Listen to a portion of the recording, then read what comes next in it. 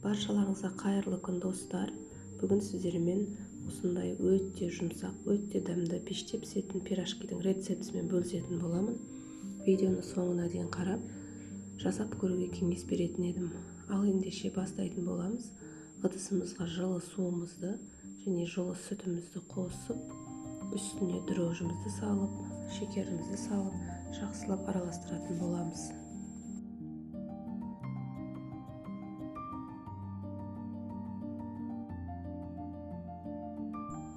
Ал енді үстіне сұйық майымызды және де тұзымызды салып, жақсылап араластыратын боламыз. Ендігі кезекте ұнымызды салып, жұмсақ етіп қамыр илейтін боламыз.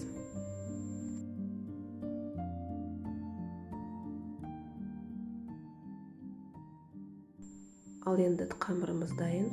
Осылай кішкене ғана май құйып, жақсылап екі жағына да жағып, бетін жауып, жылы жерге 1,5-2 сағатқа ашығанша қойып қоямыз. Ал енді салмасын дайындайтын боламыз. Осындай алдын ала картопты қайнатып езіп қойдым. Үстіне қуырылған пиязды қосып, 2 ас қасық сүтімізді құйып, тұз салып, дәміне қарай бұрышымызды салып, жақсылап араластырып дайындап қоятын боламыз.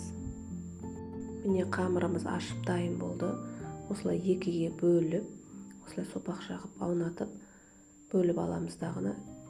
Барлығы пирожкилерді бірдей қылып, бөліп, үстіп суала қылып, кішкене суала қылып, бетін жауып, тағы да 15 минутқа тындырып қоямыз.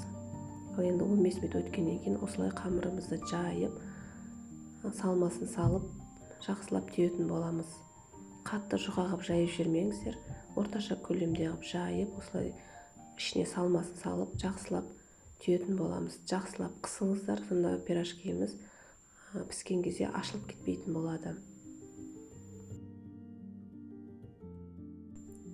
Міне осылай пирожкилеріміздің барлығын түйіп аламыз. Енді противенге салып, тағы да бетін жауып, 5-10 минутқа қалдыра тұрамыз. 5-10 минут өткеннен кейін пирожкиімізді алып, бетіне жұмыртқаны жағатын боламыз.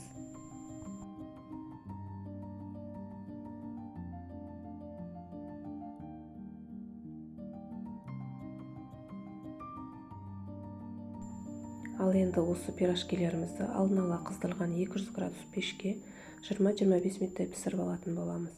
Міне пирожкилеріміз дайын. Өте дәмді, өте тойымды болып шықты.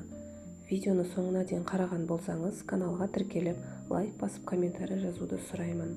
Барлықтарыңызға ас болсын.